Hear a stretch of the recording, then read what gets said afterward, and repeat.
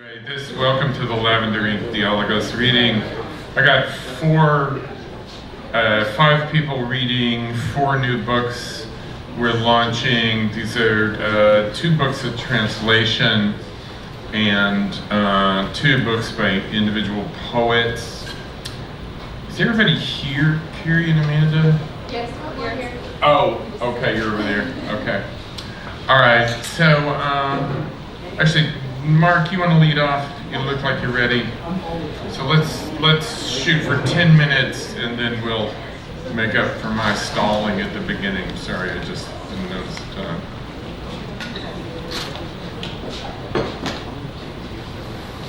Wow. Okay. Oh, this is adjusted for Bill. Okay, there we go. Hi everybody, I'm Mark Statman. I'm going to be reading from Volverse, Volver, which just came out April 1st. And so this is the first reading I've ever given from this book. It's...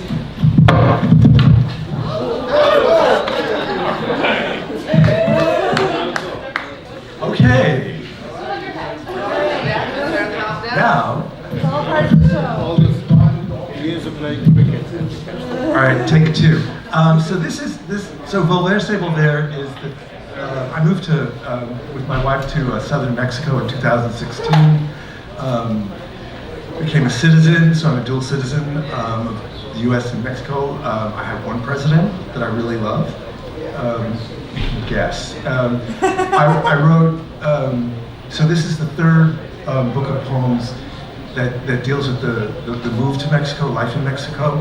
The first, called Exile Home, which Bill published, he also published the second as well as this, is sort of the yang, the joy and excitement of moving to Mexico. The Hechizo, which is the second book, is sort of the yin, like sort of more of the dark side of what that went into that, and Volverse, Volver, which is becoming, return. Hey, Katie. It kind of brings the 2 together. Right? Okay, so it's divided into 5 parts. I'm going to read 1 or 2 poems from each part. Legacy. One look, then another, Achilles to the grave, for Orpheus over his shoulder, a deadening song. Mary grieves her son, Rachel her children, the inheritance of language. Nawa, a people, Nawal, shapeshifter, Nawatl, the words themselves pierced, weaving of history, light with darkness. Being is not non-being. Non-being is tornado, ice, and flywheel. At the edge of the earth, Tezcatlipoca, demon god of high noon, of lost philosophy. On the table, a Santa Biblia, a drawing of Shiva, discount ticket to a dance. A band plays old tunes, everyone hums along, we know none of the words. Masked men ride in, we all are lost, present and memory, doors shaded in light, doors closed, the night sky cracked, a plate, a mirror. The world is neither brass nor new, consumed by wasps, scorpions, recluse spiders, our snakes in the fields, demon dreams, eagle, coyote, bat, eagle, coyote, splinter. Where plant the seeds? Where watch the sky? The clouds move at different speeds. A terrifying wind casts sailors below deck, ships without crews or captains or crew. St. John of the Cross is night, Teresa of Avila day. She'll say love, love, love, loss of a compass, loss of prayer, save for the prayers of the soldier, poet, spy. Not me, she whispers, full of faith and fearless. No, tonight, not me.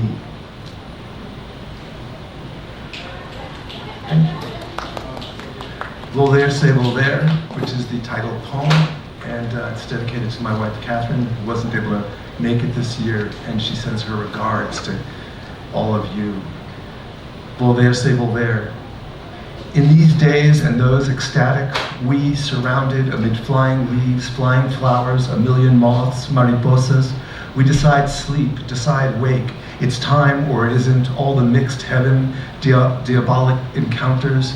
Sometimes we tend toward evil inclination, fireworks, medieval images, a modern drama, but the angelic is our desire, its ghostly unity. The mountains anchor ocean, the sky anchors seagulls that float haiku white mid-air. We know salt spray and blue gold. We know moment and freeze, momentary frenzy. Then on to memories, days we believed lost. Except the trick in life is nothing is lost, nothing ever. Even the most temporary, flits and flees, with clues and notes, hermit crab trails that trail across sand and wind. We saw it all, rectangles, spyglass, beach glass. We lean over, brush sand, the crabs hide themselves away. We draw deeper tracks, wisps, grains. We have seen the traces of becoming, and in that seeing, the traces of us being. And I want to read this because I've been hearing so much wonderful stuff from the French poets and the French translators. So this is a poem that ends up in France. What a friend had said. A wind blowing, the ground shakes and the world rocks, mud in your eye, tsunami sounds. Who do I need to forgive? Who forgives me? Icebergs disappear, flows. What a friend had said, French poets. A wind blowing, the ground shakes and the world rocks, mud in your eye, tsunami sounds. Who do I need to forgive? Who forgive me? Icebergs disappear, flows lace the confusion. Water with day, night, electricity. The new year arrives, ruby fireworks, flower, water, springs. From braided rocks, seagulls in flight, storms of virtue, coal, ice. The hard times of our parents, the hardest of all. We're taught God and beauty, that it's evil on the left, injury the right. The Zapatistas have Chiapas, the poets Paris. In a small Paris grocery, a young woman would flirt, give me bottles of beer for free when Catherine wasn't there. Young, just married, we were broke, filled with an ever newlywed faith.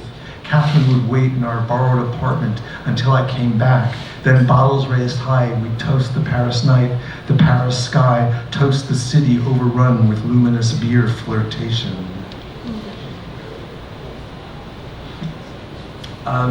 So one of the things that happened to me during, after leaving the United States for Mexico was that my parents both died. Not because we left, but because they were getting older. And my dad died in 2018, my mom in 2023, and the grieving fills these books. I'd never been an orphan before, and suddenly I was. And this is a poem called, so there's a section called Dolores Dolor. My mom's name was Dolores, so Dolores, sorrows, and Dolor. And this is called Erasing Roads. No backwards look, morning, evenings, no in-between silence, no mind, no logic, no beauty of rising and falling apart, nowhere more familiar than the wear of desire, the black of blackbird. We love illusion, rain, dust, the puddled road, accordion folded, corn rising from close and farther fields.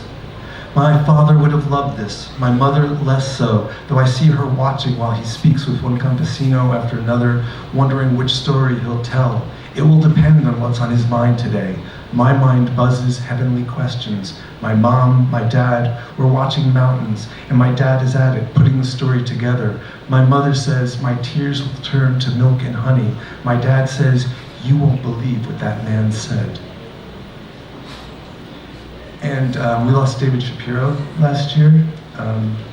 He was a great teacher, great poet, great friend, and this is a poem in memory of David called Everything in Pieces. The night for everything broken, dinner plates, wine glasses, wooden figures and balloons, riderless horses, a treetop trip, starlit, sunlit. We know so little about the off-ramps. We go to the rattle and throat, the body warm here, cold there. It's not discovery of uncovering. Our bodies were naked the first time, they'll be unfettered the last. A version with so many meanings, it takes eternity to figure out, and even that wouldn't be enough. It's never true that death wins. We fly ourselves off to newer places where death has no reach, dominion. We rest a while here, valley, clarity, river, sky, glimpse of love overwhelming. Whatever in life mattered before, whatever undertaken counts again, though as new, beyond time cadence. We know we don't know all the stories. We know old rules cease counting. No numbers now, no language, no words. We move on into an absent present, marked by the permanent infinite and infinite grace. Thank you. And this is the last poem I'm going to read, and it's called Crazy You Are.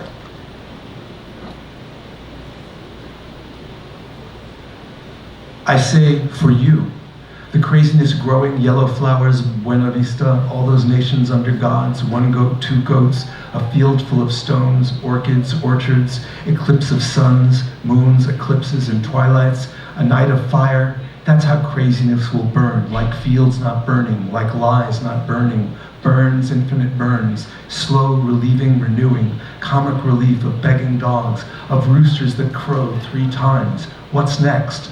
Old bears that lead cubs, that race up trees into woods, of snakes, woodmen, deer, crazy swooping, kata world, words that broil, kettle, flame, crazy, alive, crazy for you, yesterday, tomorrow, your loving eyes, your hair cascades, it's water like water, crazy, more crazy, crazy making newspaper quagmire, clothing in piles, sentences piles, you don't understand, I don't understand, the crazy world, a lost crazy, look, we've unknown coins in our mouths, moths in our mouths, the insane lack conscience, locura, lust says, bring me water, bring ice, hills below the mountains roll along, mountains green, their ranges silent, lizards scurry on rooftops, on tables, they are being into nothingness, nothing into something, we'll measure by growth, eyes, the craziness of embrace, the crazy, let go.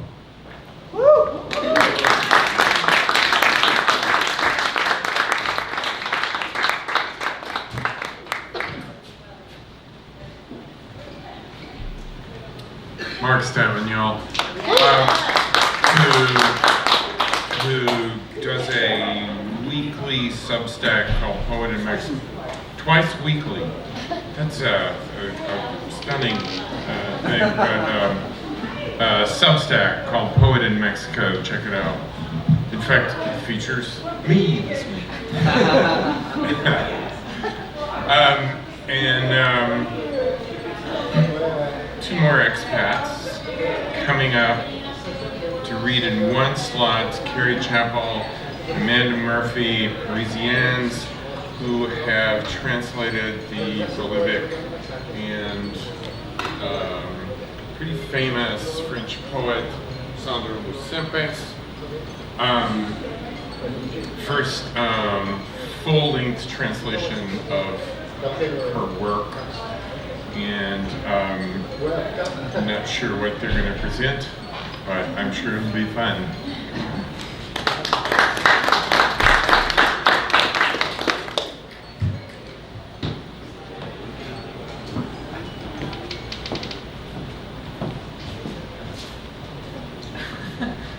Hello. I think we're going to just tell you a little bit about how the project was conceived. A poet and a poet got together, and I don't know where you're going with that. No, basically we're friends. We've known each other for several years in Paris, and I admire Carrie's poetry a lot, and so I actually was contacted by the author to start this project. She really wanted this book to exist in English because there are a lot of kind of references. It's really bathed in the kind of, do we say that in English? Bathed in the atmosphere of a lot of things that went on in the United States, and questions of beauty standards and advertising and cinema and feminism in the United States. And so it just seemed like the work in a way kind of needed to exist in English. And because it's also kind of features a plurality of women's voices, I thought it would be very fitting for us to translate together. So, and also, yeah, just interesting to work with another translator and poet to have, see how our voices would merge there, to not also kind of in translation, there's always the risk of imposing yourself too much or appropriating a text.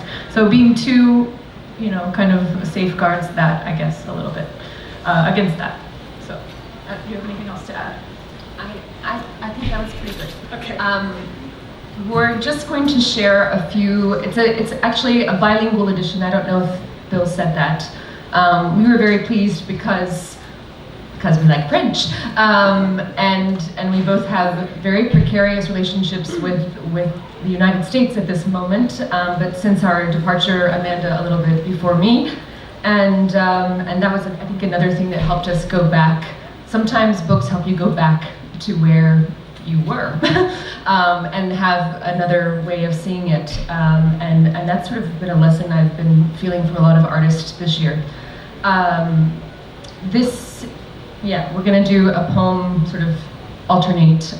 We're reading just the English today, though we've read this before. Us trying to do a sort of an adaptation with the French and English together. And we've actually read in turn with Sandra herself. We did a symposium with her and another French poet and translator named Lavender Ink. We did that a couple of years ago. This has been a long project. Okay. This is called Forest of Voices. I was thinking about the bell that cages broken female students. The deadly husbands never stop ringing in the minds of the living. When I was 12 years old, I went to Sylvia Plath's final home in Devon, with Olwen, Ted Hughes' sister, my auntie. When Sylvia's mirror or Asia's memory came back to haunt us in the living room of her second house on Chetwig Road, she would pull out her ephemerides, a large end-to-end volume with torn pages, and reconstruct our birth charts. It's the shelves of omens that made me doubt reality. Each opening englobed the cacophony of women among themselves. We were enveloped in, I can't read in English. We were enveloped. I've always been a person who doubts my first move. We were enveloped in a paternal aura, like these witches, they burn with words. If a bell takes you towards other magnetic bells, towards the books of Sylvia Plath that I read in Ted Hughes' attic, if a new lineage can be induced, then I stop being this box filled with another woman, placed halfway between a forest of voices and a symphony of mirrors. This one's called Photograph of Melted Snow. This woman, stiff in the way she pulls back her hair, trying to dream of other, more vaporous hair that might bother her during her performed readings. The skin growing old confers on her a new charm, but she ends up writing a poem in the little spiral notebook based on the true story of braided hair. The truth in this accumulation of original curls can only be reproduced in an asexual way and cannot hold its authoress responsible.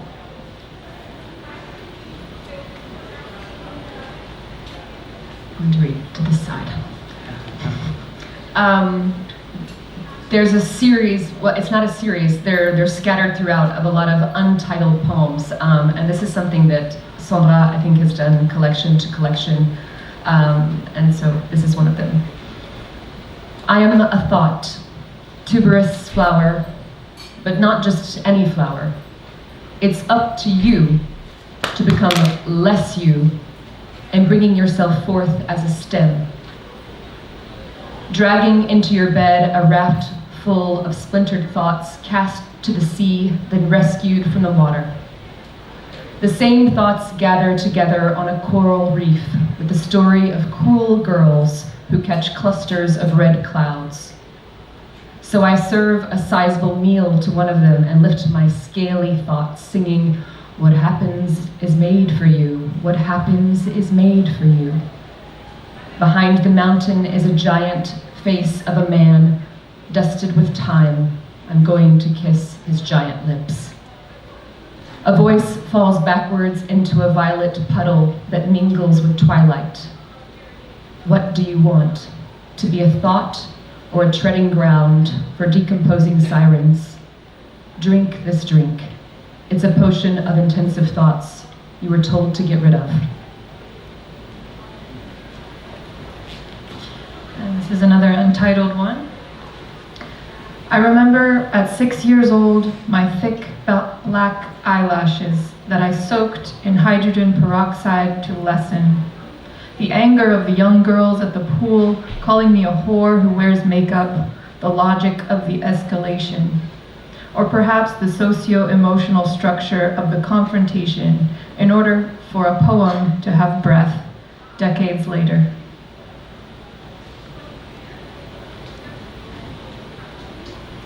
This one is called Writing Time and On the Expression to Turn the Page. Here is the little girl bent over like a page. You open her, you undress her, you take her with you, you feed her with a fork, you slice her lengthwise. You entrust her with a page, she spreads herself out and wraps herself up with the page. You crush her by closing the book.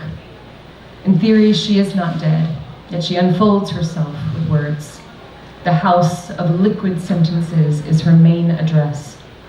A ray of light fastens itself more to the houses, voices, than to the invertebrate subjects. Like an eel, the little girl lets go of a cry, but retrieves it. Poetry is reduced to black powder, then reworked in living dough with a little water. Each pause in a given universe gives off a mystical odor that we extract without tweezers from a temple above time. I became aware of it. I did not become aware of it, in sinking my heart like a fork into a fixed memory, and sucking up the features of the guest present in the final scene. The girl in polyester runs her hands through her hair before going to karaoke. With her perfect twin, little cousin, invaded with bodily thoughts, sharpened by a scalpel to be taken literally. Sweetie is a voluptuous form who sings in a brassiere before the assembly. Do erudite men fear women's bodies more so than the national average? At a conference on ankle boots, they are an army studying the attractiveness foot arch correlation. But the feminine voices that exert their charm are propelled toward the camera metronome, two versions of each actress trimmed with a pool of faces.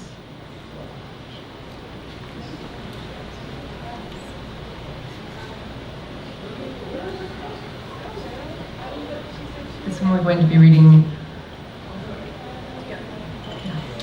dubstep. No. The workshop dedicated to the reappropriation of mirrors. I'm ready, she says, naked under a candy pink negligee, a bandage on her wrist. Telephone receiver on the floor, inducing the curling of the cord over itself. The conversation of a ghost film is recorded. Speaking into the void is a cynicer. This deep and modulable voice hits the cement blocks underneath the walls dressed in wallpaper. It's a camera obscura that's guiding me. So you're the woman in question? I lived for a long time in a rectangular room. I never left that room. I wanted to choose my own language without being bothered to assemble the repaired words. Thank you. Thank you.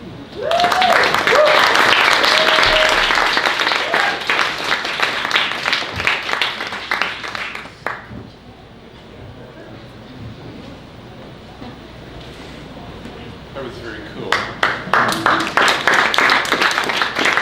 I like that dual reading. I think that was very effective.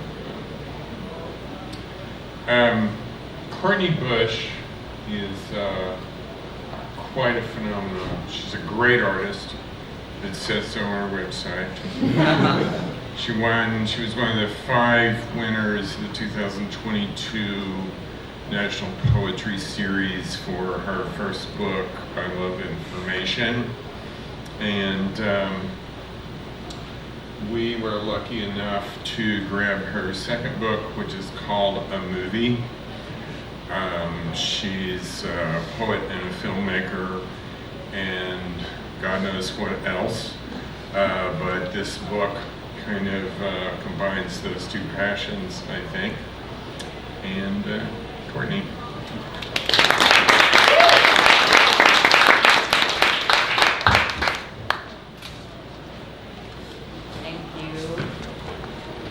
Thank you, Bill. Thank you all for being here. Thank you, Sean, for making this book. Yeah, so I'm a filmmaker, I'm a poet, and I take care of kids, which I think is all you need to know for what I'm gonna read. It's like a long poem, so I'll just kind of bop around in here. I'm gonna lower this a little tiny bit, and then I'm gonna break it.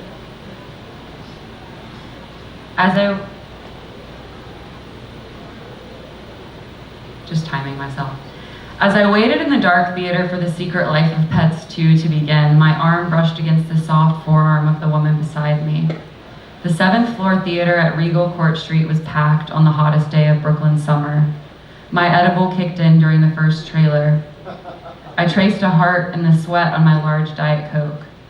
I watched a famous actor stutter on screen in 19th century New York, trying to make his way in the new world, which would be hard enough without his speech impediment. I watched a supercut of the man as he gained confidence in public speaking at the hand of a mentor. This was a popular subgenre of movie at the time. A man in the past tries to lose his stutter. It was simply Edward Norton's turn. Old-fashioned gas lamps, Coney Island in CGI, the score built-in meaning, more gold blended into the color grade with each passing frame. Can you believe it used to look like this? It seemed to ask. No, because it didn't.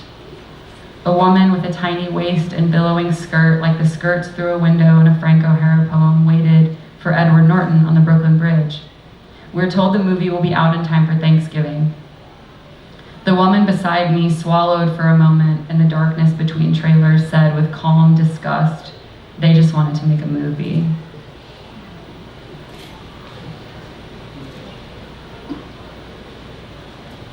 It was the older child's turn to choose the movie. Milo wanted to watch Beetlejuice. I said, no, it's too scary for you. He cried and begged, so I said, okay, fine, we'll watch it. He couldn't sleep that night. The following day, he said, Courtney, next time the grown-ups tell me a movie is too scary and I say I want to watch it, don't let me watch it, okay? He told me that during the night he was so tired of being scared that he stood in the middle of his room and said, Beetlejuice, Beetlejuice, Beetlejuice, to see if he was real. Beetlejuice did not come to Milo's room, so he must not be real. Still, Milo was terrified all night. I told him I was proud of him for being so brave.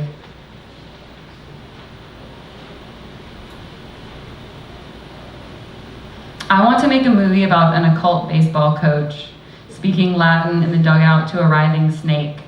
His players say in their southern and midwestern accents that they have no idea how he got the job, but he's a pretty great coach. I want to make an Odyssey movie that is mostly men saying goodbye to their wives. I asked a friend I ran into at a poetry reading how he was doing. He said, I'm living the dream.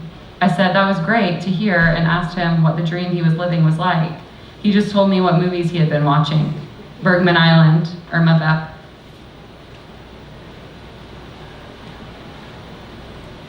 I once made a movie with my friends in a house near the beach. We had never before made a movie. I left my horrible boyfriend in the city and for 4 days underwent the insanely stressful process of making a movie. We were young. We acted the movie ourselves because we didn't know where to find actors. We drank real wine in the movie so everyone got drunk. We didn't know you're supposed to drink fake wine. We learned that you can make a movie about nighttime during the day. We covered all the windows of a friend's beach house with a thick black plastic called Visqueen, and it became night inside. We learned you can even make a movie about nighttime during the day while you're pretty drunk. We were drinking real wine and lit the rug on fire when we didn't notice a fallen light. The wine teeth we needed for the movie were our real teeth stained with real wine. We didn't even know about fake wine teeth.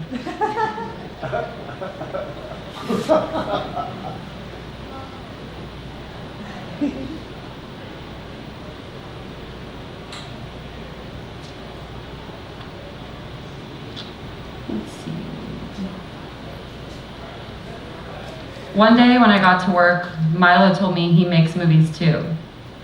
It's my job. Do you want to come to my movie theater? Milo had never been to a movie theater because of the pandemic. Milo's 4. He held up a little Halloween toy shaped like a phone, which made different Halloween sounds when you pressed the buttons. He said, "This is my phone. I show each person one at a time my movies here on my phone. So go get in line and I'll take your ticket." I stood in line outside his bedroom door. He walked over, pretending to be flustered. "Oh, hi, yes, welcome, we're almost ready." He paused for a second. "Now we're ready, you can go sit on the bed." I sat down on his bed and he pushed me down until I was lying on my back. He tucked me in with his blankets. "So this is how it works. I show you my movie on my phone," he explained cheerfully. He held the Halloween toy 2 inches from my eyes. "I think it's too close," I said. "No, this is how it is," he said. Then he began murmuring disjointed words and making strange sounds. I looked at him instinctively. "No, look at the movie, it's the movie." I sat looking at the Halloween toy, my vision blurry from trying to focus on something so close to my face, while Milo made quiet sounds by my ear. When one movie ended, he asked if I wanted to see another. Of course I did. He showed me several movies, and every time I accidentally looked at his face, which was intensely focused on what he was doing, he gently told me, "No, watch the movie." I laid there looking at the Halloween toy, which was feeling more and more like a phone, the imaginary movies seeming more and more real, thinking about this version of showing movies, how Milo had imagined a movie theater and had assumed it was such an intimate experience. Later, during quiet time, I went back to his movie theater at his request.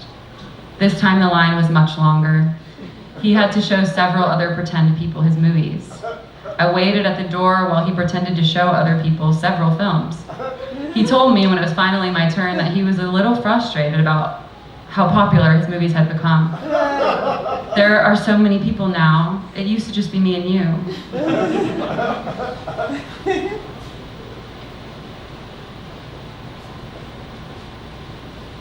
For Thanksgiving that year, my mom came to town, so she, Jake, Will, and I made spaghetti and meatballs and cherry crumble. Our friend Jessa came over with homemade arancini. We ate weed gummies and then smoked so much actual weed that we could barely move from our seats on Will's couch.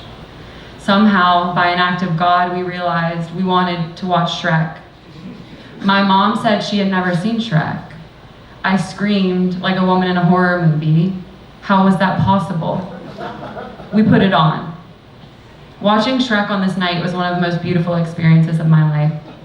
I remember staring at the beautiful faces of my friends as they watched, wide-eyed and mouths open in unself-conscious joy. The gingerbread man and Lord Farquaad do the Muffin Man scene we had seen so many times as children. I realized the donkey from Shrek has the most loving and pure personality. I sat on the floor in awe of the donkey from Shrek and his attitude toward life itself. Shrek says, "Everyone's afraid of me when they meet me." Donkey says, "Shrek, I wasn't afraid of you." Shrek says, "I know, Donkey, I know." I had tears in my eyes. I had felt what Shrek was feeling. I put my hand on Jake's leg and said, "I want to watch Shrek with you in the nursing home when we're old." "I can't wait to do that with you," he said, not looking at me, but staring at the screen. I had a disposable camera in my purse. I put the flash on and looked through the viewfinder at the TV. I waited for a close-up of Shrek. Shrek emerged from between some vines in the woods. I took a flash photo of the TV screen and yelped, "Everyone has to try this. It feels like you are really taking a picture of Shrek." We passed the camera around between us, literally screaming in ecstasy every time someone would take another flash photo of Shrek. The person who took the photo would scream, "It's real." I am walking up to Shrek and taking a flash photo of him. I've never been so happy. When I got the film developed, of course, all you can see is the flash reflecting off of the TV screen. Of the 6 photos we took of Shrek, in only 2 of them can you vaguely see Shrek's face, and only if you're looking for it.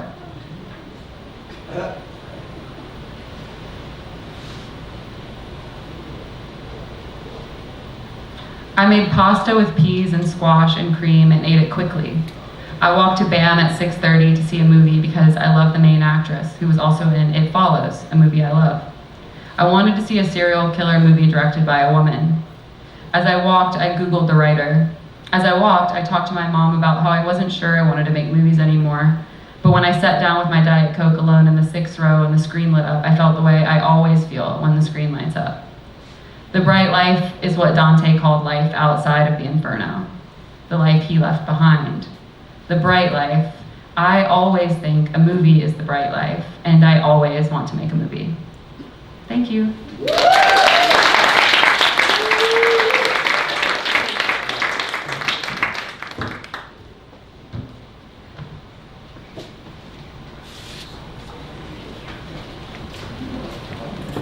Courtney.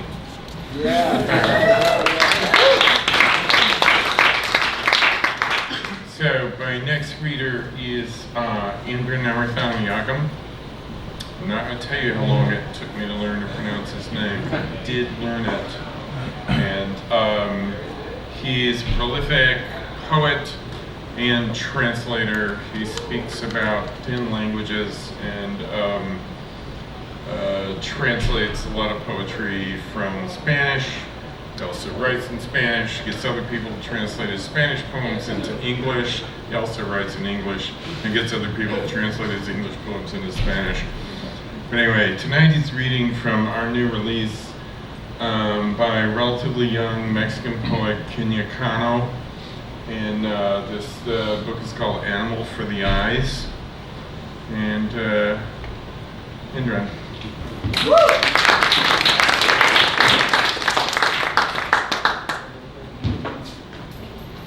Thank you so much, Bill. This is the 3rd book I've published in Diálogos. I'm really excited to be back in New Orleans, and I'm really excited about this poet, Kenia Cano, who's also a painter, a very fine artist and poet. She lives in Cuernavaca in Mexico, and Un animal para los ojos, animal for the eyes. Just got the books this morning, so the first reading, and I'll just take the first poem, which is called Retrato de Casa, Portrait of the Hunt, Home. I'll read a little bit of the Spanish and then the English, and be back and forth. Ella tiene un ciervo blanco en los ojos. Esto es totalmente aleatorio. Pidió hablar con el corazón. She has a white heart in the eyes. This is absolutely random. She asked to speak with the heart. Su piel es pálida. Él ha abotonado su pequeño saco verde con dificultad. Ya no le queda bien. Las mangas son demasiado cortas. Her skin is pallid. He has buttoned his small green jacket with difficulty. It does not fit him well. The sleeves are too short. Él es un gran cazador temeroso. Un gazne oscuro repite el nudo de su garganta. Controla todo con su mirada.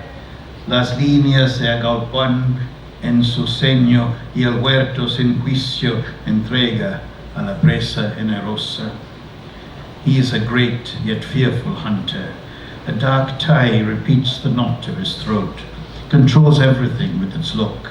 Lines jostle each other in his eyebrow, and the orchard without judgment delivers itself to the generous prey. Ella parece asustada, pero se acomoda.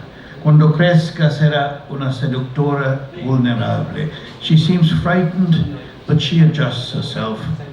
When she grows up, she will be a vulnerable seductress. ¿Recuerdas tu saco aterciopelado? La idea de tu madre ya había muerto en tu bolsillo izquierdo. Ese que tu padre toca con la punta de sus dedos. You remember your velvet jacket? Your mother's idea had already died in your left pocket. The one your father touches with the tip of his fingers. El ciervo se enreda en el cabello delgado y escaso de la niña. No hay orden para comprender al padre. The deer is entangled in the thin and scarce hair of the girl. There is no order to understand the father. Conoce tus debilidades. Posiblemente tengas 4 o 5 años y ya te sientes lista. He knows your weaknesses. You are possibly 4 or 5 years old, and you feel ready already. Tu idea del amor nunca fue excesiva. Confías primero en la espina y luego en la rosa, en la cuida del gamo. Your idea of love was never excessive. You first trust the thorn and then the rose, in the fallow deer's flight. Tu padre te ha contado un sueño. Tenía miedo de dejar el vientre de su madre. Creía que era de él. Your father has told you a dream. He was afraid of leaving his mother's womb. He believed that it was his. Falta un botón. Los botones son redondos y sujetan un ojal disponible como el cuerpo de una libélula sin alas cerca de su corazón. A button is missing. The buttons are round and tight. A buttonhole available like the body of a dragonfly without wings near her heart. Tengo el corazón en los ojos y el pequeño ciervo bebe mi sangre. Es un animal manso, pasta con obediencia. Su volumen es perfecto cuando no hace nada y suelta la mirada en el llano hermoso. My heart is in my eyes. The baby deer drinks my blood. It is a soft animal. It grazes obediently. Its volume is perfect when it does nothing and lets loose a look over the grassy field. Encontraron el cuerpo del rumiante sin cabeza, dice la nota. They found the body of the ruminant without a head, the note says. La otra mano de mi padre sostiene mi espalda con dulzura. No lleva ninguna arma. Yo mastico los lápices y aprieto los dientes de vez en cuando. My father's other hand sustains my back with sweetness. It carries no weapon. I chew pencils and grind my teeth from time to time. Te ves fea, dice, y me imita inflando los orificios de la nariz. You look ugly, he says, and he imitates me by inflating the nose's orifices. Hoy el ciervo no se quiso levantar. Nos hicieron el retrato a ambos. Today the deer did not want to wake up. They made the portrait for both of us. I'll stop there. That's not the complete first poem, but I just... So you can see there's a sort of a darkness in this deer, you know, the animal for the eyes, and a sadness and all that trauma that we all go through at some point in our growing up. A couple of more pieces from this amazing book, really. I'm privileged to translate it. Y este mantel que desciende con un animal manso sobre mi mesa, and this tablecloth that descends with a docile animal on my table. ¿Qué alimento si no reconocemos la mansedumbre que hay entre nosotros? What nourishment if we do not recognize the meekness between us? Un lugar que no tiene nombre ni deberes, en donde no hemos hecho nada y tenemos poco que contar. A place without name or duties, where we have not done nothing and we have little to tell. Un sitio abierto en la carne del animal, an open place in the flesh of the animal. Hay un órgano que todavía palpita, su lengua. There is an organ that still throbs, its tongue. Hablará antes de que engüllamos satisfechos y continuemos sin escuchar el misterio. It will speak before we gulp down satisfied and continue without listening to the mystery. Este manjar solo es para tus ojos. Mi olor abrirá brecha en tus órganos y aceptarás mi muerte como la tuya. Abrirás la boca solo para decir lo que te corresponde y morderás mi lengua para hablar desde el corazón. This delicacy is only for your eyes. My smell will breach your organs, and you will accept my death as your own. You will open your mouth only to say what is rightfully yours, and you will bite my tongue to speak from the heart. Thank you very much. Thank you, Bill, for faith in this. Pick up the book. Thank you. I have copies too. That's really cool. I love this book, this kind of revival of this kind of pre-Columbian animal symbolism. very cool book. I love all these books. If you want all 4 of them, I'll make you a special deal right now.